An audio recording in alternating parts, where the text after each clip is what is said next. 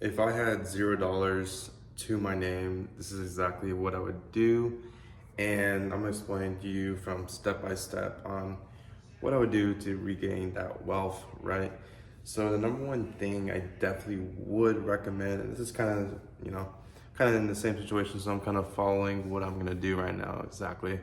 And definitely is number one is live below your means. That is the number one thing that I did wrong. And obviously buying flashy things is fun and dandy, but if you don't do this and you save your money, keep stacking that cash, you're not gonna have a lot of cushion, and you're not gonna live a stress-free life. That's the whole point of this life, is to live stress-free and to also make a lot of money, right? And also, for example, you have, obviously we were saying in this video, you have $0 to name, but let's say you have $10,000 in your account and you want to buy a Corvette like me.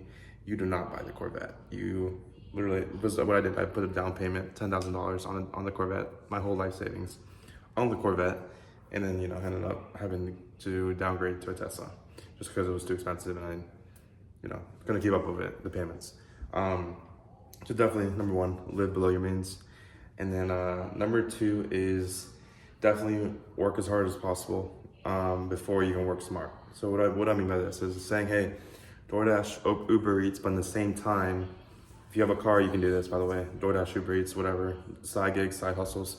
But pretty much do whatever you can to stack up a lot of cash to build something where you can have your money work for you, right?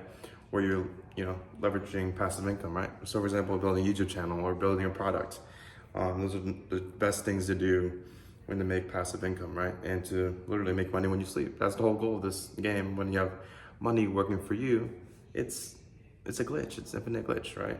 So that's what you gotta do. And that's number two. And number three, I would say invest in courses, and a lot of them too, on self-development and self-knowledge, on also making money and building wealth.